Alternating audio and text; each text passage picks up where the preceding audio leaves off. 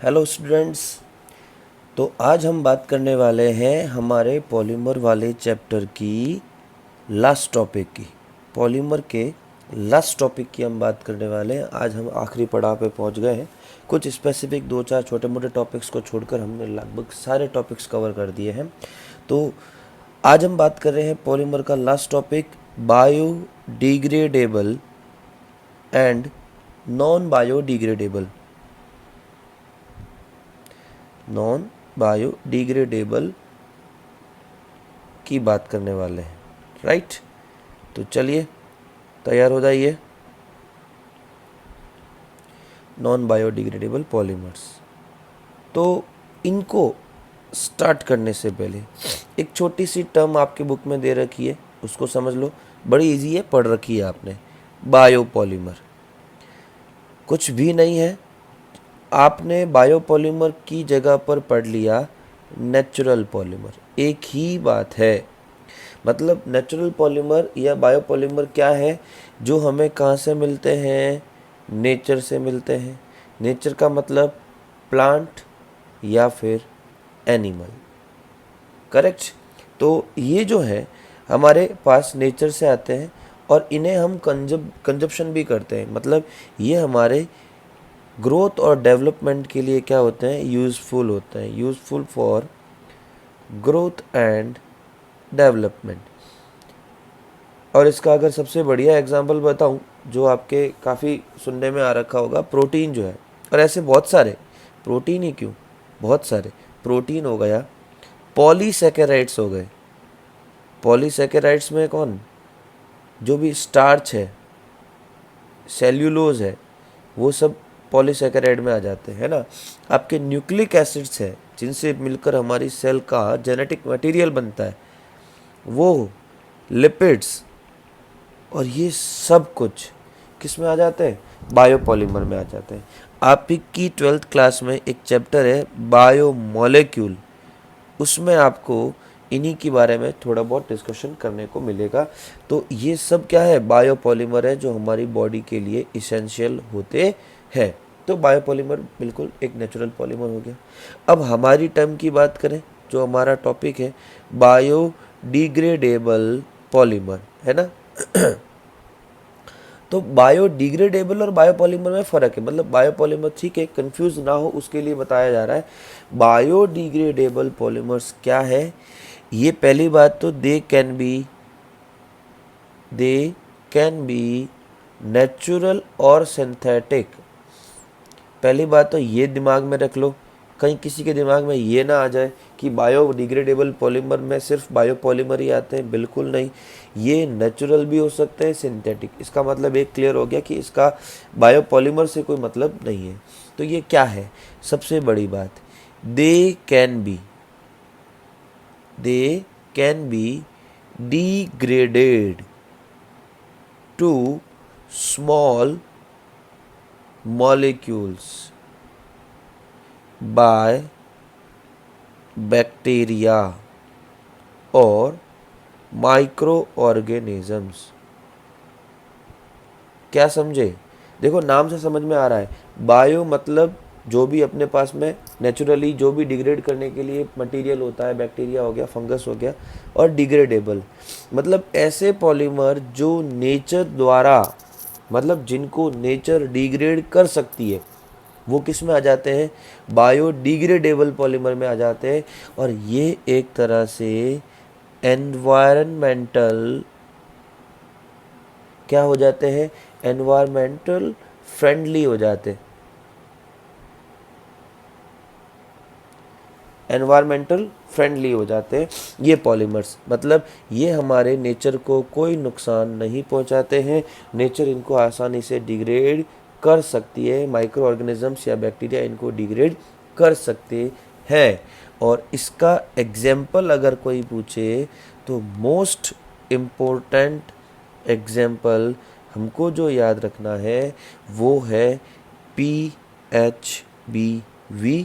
और एक हो जाएगा नायलॉन 2, नायलॉन 6। ये पूरा एक नाम है, नायलॉन 2, नायलॉन 6 पूरा एक नाम है, और पीएचबीवी। पीएचबीवी की फुल फॉर्म वगैरह मैं अभी आगे आने वाले टॉपिक में बताऊंगा। एक बार के लिए 2 नाम याद रख लीजिए, इसके अलावा भी 2-4 और हैं, हमको अभी इन सबको पढ़ना है, बट 1-2 ये एग्जाम्पल जो मोस्ट इम्पोर्टेंट है ये याद रखना, और इनमें सबसे इम्पोर्टेंट है आपका पीएचबीवी, राइट।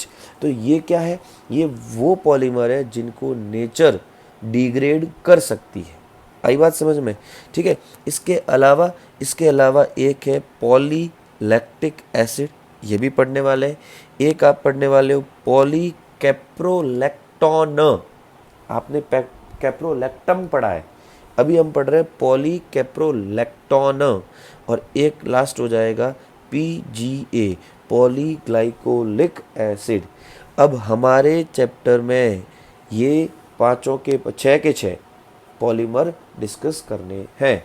अच्छा, नॉन बायोडिग्रेडेबल की अगर डेफिनेशन है तो आप समझ ही गए होंगे कि नॉन बायोडिग्रेडेबल ऐसे पॉलीमर है जिनको डिग्रेड किया नहीं जा सकता।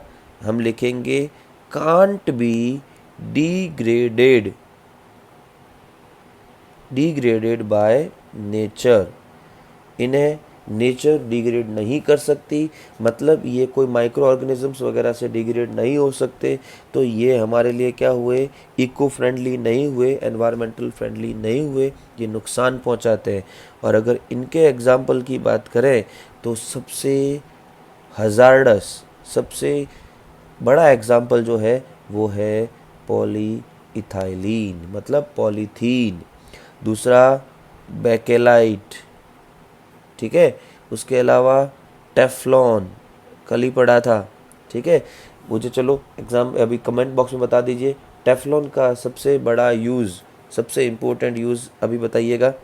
उसके अलावा पीवीसी और डेक्रॉन, ये कुछ एग्जाम्पल्स हैं जो नॉन बायोडिग्रेडेबल है, जिनको नेचर डिग्रेड नहीं कर सकती, और ये इको फ्रेंडली नहीं होते, नेचर को हार्म करते हैं, ठीक है। चलिए, तो अब हम बात करते हैं हमारे बायोडिग्रेडेबल पॉलीमर्स के बारे में, ठीक है। सबसे पहला फर्स्ट हमारा आ जाता है, जो बुक के सीक्वेंस में दे रखा है, वो है पॉलीलैक्टिक एसिड।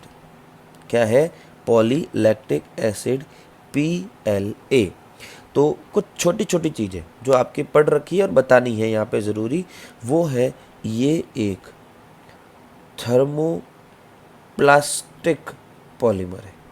मतलब अभी हमने पढ़ा था लास्ट 2-3 लेक्चर्स में, इनको गर्म करते हैं तो ये सॉफ्ट हो जाते हैं और इनको रीमोल्ड या रीशेप किया जा सकता है। बात करें मोनोमर की, तो मोनोमर का नाम हो गया लैक्टिक एसिड, या इसी को कई बार बोल देते हैं लैक्टाइड, ठीक है। चलिए, अगर स्ट्रक्चर बनाते हैं, रिएक्शन इसकी देखते हैं, तो देखो आप यहाँ पे आपको सारी रिएक्शंस याद होनी चाहिए और स्ट्रक्चर्स वगैरह सब पता होनी चाहिए। ये अगर भूल जाते हो तो गड़बड़ हो जाएंगी। ये बना दिया हमने लैक्टाइड की स्ट्रक्चर। एक लैक्टिक एसिड आप और आगे पढ़ने वाले हो, तो ये एक्चुअली लैक्टिक एसिड का डेरिवेटिव है। एग्जैक्टली इसको आप लैक्टिक एसिड नहीं कह सकते, बट यहाँ के लिए हम इसका नाम यही देते हैं लैक्टिक एसिड, और इसी का नाम हो गया लैक्टाइड, और इसकी होगी पॉलीमराइजेशन। अब देखो पॉलीमराइजेशन में यहाँ क्या होगा, ये वाला बॉन्ड और ये वाला बॉन्ड ब्रेक होगा, ये आपको याद रखना है। देखो मैकेनिज्म्स नहीं दे रखी है तो हम अंदर नहीं जा रहे हैं, नहीं तो फिर ये पॉलीमर हमारा 4-5 दिन 10 दिन में ख़त्म नहीं होने वाला, इसको कितना भी लग सकता है, क्योंकि पॉलीमर केमिस्ट्री अपने आप में एक बहुत बड़ा वास्ट टॉपिक है, ठीक है। तो क्या किया हमने, ये वाले बॉन्ड दोनों तोड़ दिए, तो इससे ये पोर्शन एक अलग हो गया और एक ये वाला पोर्शन अलग हो गया। तो देखो लिखते कैसे इसको, मैं यहाँ से स्टार्ट कर रहा हूँ, ये वाला बॉन्ड ओ के बाद में ये जो है ये क्या है, तो ये हो गया CH, ओनली CH, ठीक है।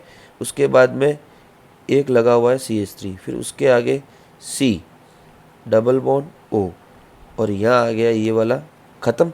चाहो तो लिख सकते हो वापस O CH CH3 C double bond O, नहीं चाहो N लगा दो, बात ख़त्म, ठीक है। क्या बन गया ये PLA, पॉलीलैक्टिक एसिड्स। यूज़ की बात करते हैं। यूज़ क्या कहाँ होता है इसका? मेडिकल फील्ड में यूज़ होता है इसका, है ना। मेडिकल फील्ड में, अब मेडिसिन्स बनाने के लिए नहीं, इसका यूज होता है इन मेकिंग स्टिचेस। स्टिचेस का मतलब हो गया जो हम लोग ऑपरेशंस में थ्रेड्स यूज़ करते हैं, धागे यूज़ करते हैं, उन धागों को बनाने में, स्टिचेस बनाने में इसका यूज़ किया जाता है। या पॉलीमरिक स्टिचेस भी आते हैं, उनका यूज़ यहाँ पर किया जाता है। और डायलिसिस, जो डायबिटिक पेशेंट होते हैं या जिनका ब्लड्स एक तरह से इन्फेक्टेड हो जाता है, उनको डायलिसिस की रिक्वायरमेंट होती है, उनके कुछ इंस्ट्रूमेंट्स वगैरह बनाने में इनका प्रयोग किया जाता है। और इसी तरह से एक नाम बन जाता है बायोप्लास्टिक। बायोप्लास्टिक मतलब ऐसे प्लास्टिक जिनका डिग्रेडेशन हो सकता है मेडिकल यूज़ में। इसीलिए कोई भी, अगर आपने ग्लव्स यूज़ किया या कोई भी चीज़ यूज़ की और उसके बाद में उसको किसी ज़मीन में गाड़ दीजिए, वो अपने आप क्या हो जाएंगे, वहाँ पर डिग्रेड हो जाएंगे, उनका अपने आप से कंजप्शन हो जाएगा। तो ये हो जाता है पॉलीलैक्टिक एसिड कंप्लीट। इतना सा है, सब देखते जाइए आराम से।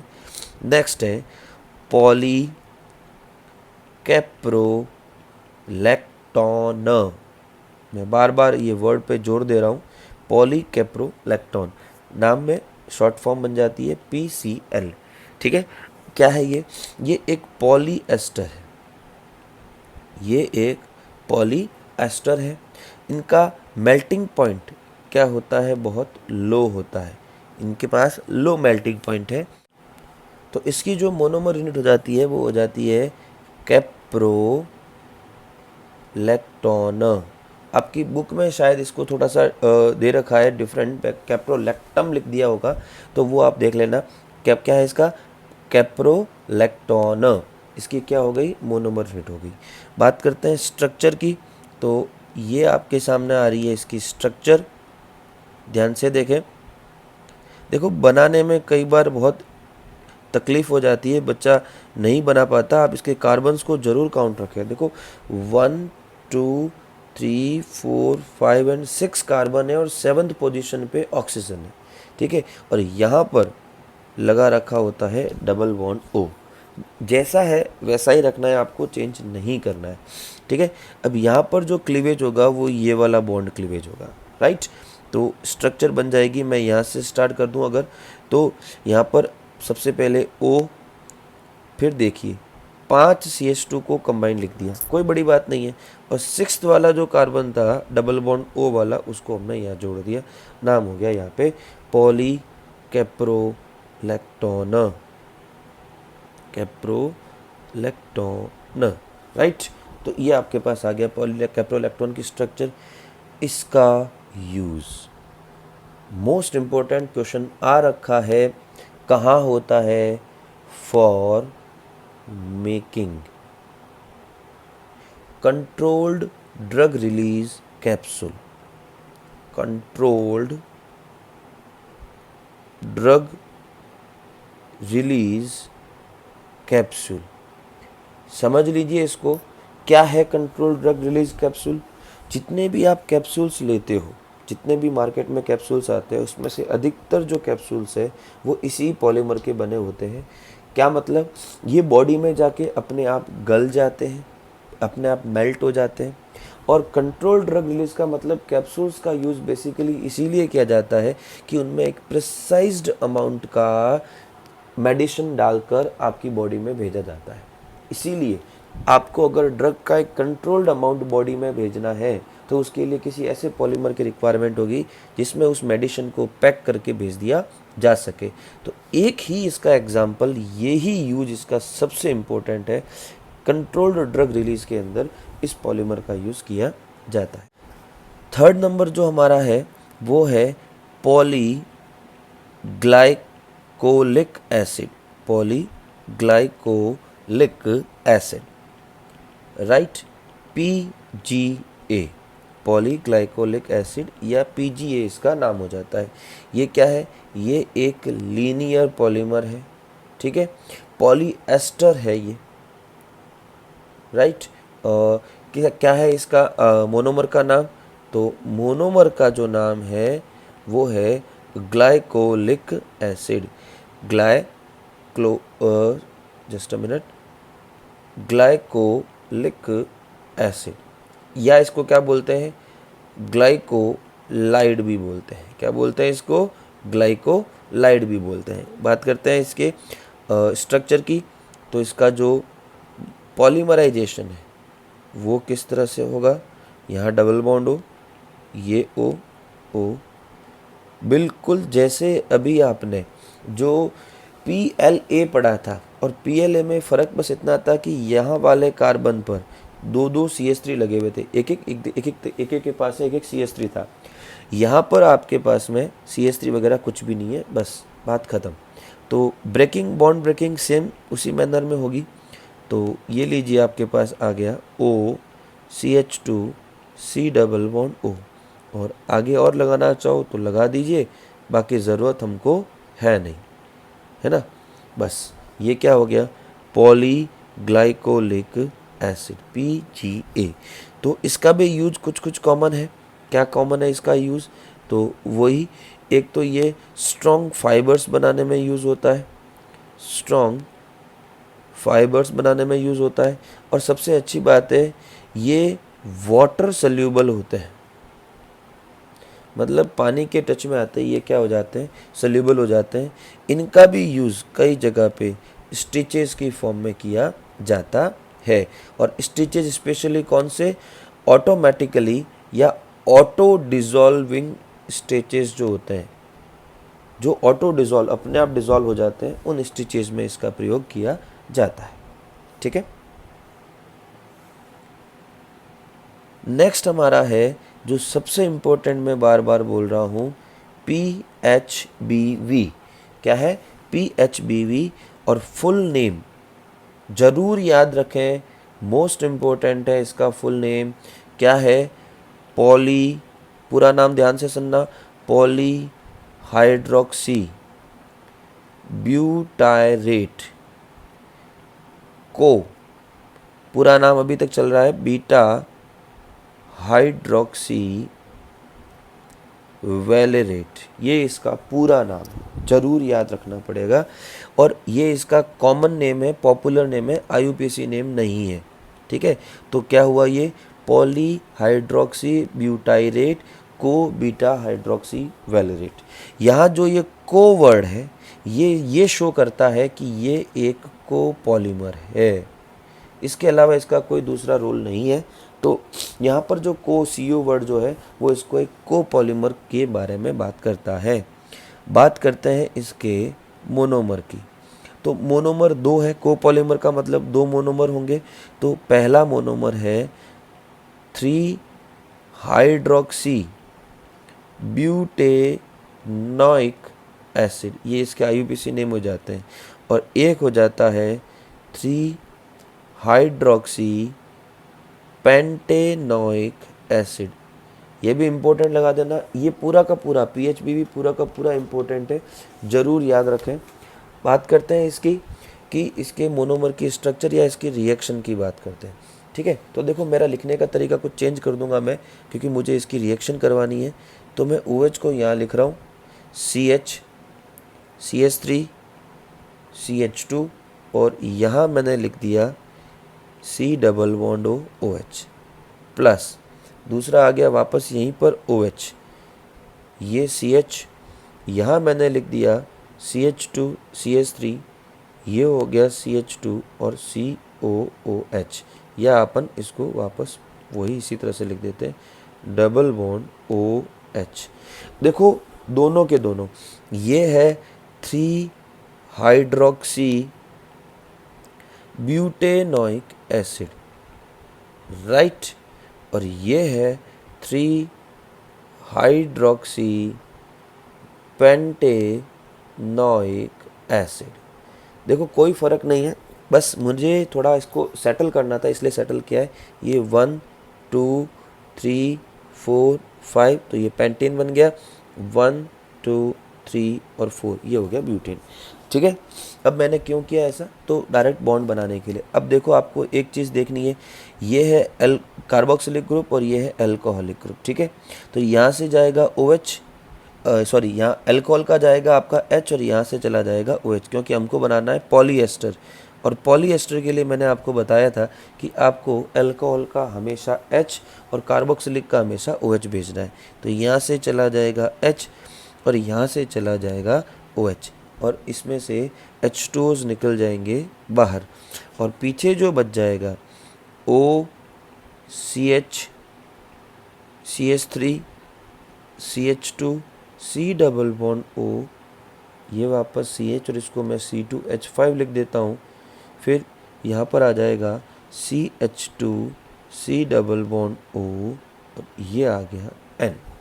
लीजिए तैयार है। तो ये आपका हो गया PHBV। अब देखो बुक में क्या किया हुआ है, इनको R की फॉर्म में लिखा हुआ है, लिख सकते हो, मना नहीं है, लेकिन क्योंकि आप PHBV की बात कर रहे हो तो फिर आपको यहाँ पे C2H5 CH3 वगैरह सब मेंशन करने पड़ेंगे। एक और आप समझ गए होंगे, ये क्या है, एक पॉलीएस्टर, क्योंकि अल्कोहलिक और एसिडिक ग्रुप की रिएक्शन हो रही है। और दूसरी सबसे बड़ी बात मैंने आपको कल ही बताया था कि C डबल बॉन्ड O और यहाँ पर आपके पास में OR, इस तरह की पोजीशंस अगर देखने को मिलती है, एक सेकेंड, हमने यहाँ पे ये चीज़ आप लगाना भूल गए, C डबल बॉन्ड O के आगे O, राइट। अब आपको समझ में आ गया होगा, OCH और ये C2H5। तो ये चीज़ होती है पॉलीएस्टर के लिए। जब भी आप एस्टर्स देखते हो तो ये ग्रुप आपको देखना कंपलसरी है। तो आपको यहाँ ये ग्रुप देखने को मिल जाएगा और इस तरह से ये क्या बन जाता है, एक पॉलीएस्टर बन जाता है, PHBV, है ना। सबसे इम्पोर्टेंट आपका है, इसके कोई खास यूज़ दे नहीं रखे, बायोडिग्रेडेबल है, कहीं भी जगह इसका यूज़ किया जा सकता है। अगली बात करते हैं हम लोग, हमारा जो अगला टॉपिक है, जो 5th टॉपिक है, वो है आपका nylon 2 and nylon 6। Nylon 2 nylon 6 जो है वो आपका यहाँ पे एक नेक्स्ट टॉपिक बन जाता है। अब देखिए, इसका आपको बुक में कोई रिएक्शन, कोई कंफर्मेशन कुछ भी नहीं दे रखा है, कोई दिक्कत नहीं है। पहले तो समझ लीजिए क्या है, ये एक कोपॉलीमर है, बिल्कुल सही। क्या है ये, एक कोपॉलीमर। तो 2 मोनोमर से मिलकर बना है। इसके मोनोमर के नाम दे रखे हैं बुक में, ग्लाइसिन, और दूसरा दे रखा है amino caproic acid, caproic acid. तो मैं आपको बता देता हूँ इसकी स्ट्रक्चर्स क्या है, ठीक है। तो करने की ज़रूरत नहीं है, कोई ज़रूरत नहीं है, आपको आएगी नहीं, लेकिन फिर भी एक बार के लिए हमारे याद रह जाए, इतना काफ़ी है। तो ये तो हो गई ग्लाइसिन की स्ट्रक्चर। और एमिनो कैप्रोइक जो होता है वो कुछ इस तरह से लिखा जाता है, यहाँ होता है CH2 5 और यहाँ होता है COOH। ये हो गया एमिनो कैप्रोइक एसिड। और अब आप समझ गए होंगे, यहाँ से एक H निकलेगा, यहाँ से एक OH निकलेगा, यहाँ से भी एक H निकलेगा, यहाँ से एक OH निकलेगा। और उसके बाद में आपके पास कुछ इस तरह से, मैं फटाफट से लिख देता हूँ, ये स्ट्रक्चर आ जाती है आपके पास नाइलॉन 2 नाइलॉन 6 की, ठीक है। तो ये आपके पास आ गए नाइलॉन 2 और नाइलॉन 6 की स्ट्रक्चर, ये बन गया पॉलीमर। आपको सिर्फ और सिर्फ इनके नाम याद रखना है, स्ट्रक्चर याद रखो तो अच्छी बात है, एग्जाम में नहीं आता है। दूसरा, ये एक क्या हो गया है, पॉलीएमाइड हो गया है, क्योंकि देख लीजिए ये ग्रुप हमने डिस्कस किया था नाइलॉन 6 के अंदर भी, तो ये क्या है, एक पॉलीएमाइड की कैटेगरी में आ जाता है, कोपॉलीमर है। तो ठीक है स्टूडेंट्स, तो आपका इस तरह से पॉलीमर चैप्टर कंप्लीट हो चुका है। लगभग 90% टॉपिक्स हमने कवर कर दिए, 2-4 टॉपिक्स अभी बाकी है। कोशिश करूँगा अगर हो सकता है, क्योंकि उनको एलैबोरेट करना बहुत ज़्यादा है पड़ेगा मुझे, तो इसलिए मैं उनको इस तरह से पढ़ाना सही नहीं समझता, वो बोर्ड पर पढ़ाना ज़्यादा अच्छा रहता है। बट आई विल ट्राई, अगर मुझे लगता है कि वो सही हो जाता है then we will post the video, okay. So आज हम लोग एक और नेक्स्ट वीडियो बनाने वाले हैं, या फिर एक नेक्स्ट वीडियो जो आपके पास आएगा वो आएगा पिछले 5 साल में पॉलीमर के जो क्वेश्चंस बोर्ड एग्जाम्स में आए, स्पेशली मैं RBSE बोर्ड के एक बार पेपर डिस्कस करूंगा। तो जो क्वेश्चंस आपके 5 साल में बोर्ड में आए हैं उनको डिस्कस करूंगा। तो उसके लिए आपको मैं बोल देता हूं, आप एक बार जितना भी पार्ट्स हमारे वीडियो का बना है उनको एक बार ज़रूर पढ़ लें, रिवाइज कर लें। मैं ये चाहता हूँ कि जैसे ही मैं क्वेश्चन आपके सामने रखूँ तो सबसे पहले आप अपने पास एक ब्लैंक पेज में उसका आंसर लिख दें, अगर आपको याद है तो। इस तरह से आपका हो जाएगा बहुत ही बढ़िया रिवीजन। ठीक है, जो पीछे कुछ टॉपिक बच गए हैं उनसे आने वाले क्वेश्चंस को मैं उसमें नहीं डालूंगा। जो हमने क्वेश्चन डिस्कस नहीं किए हैं उनके बारे में बात नहीं करेंगे, लेकिन जो जो क्वेश्चंस आ रखे हैं और हमने डिस्कस करें वो एक बार ज़रूर देखेंगे। ठीक है, तो ज़रूर रिवाइज करें। बेस्ट ऑफ लक, मिलते हैं नेक्स्ट वीडियो में।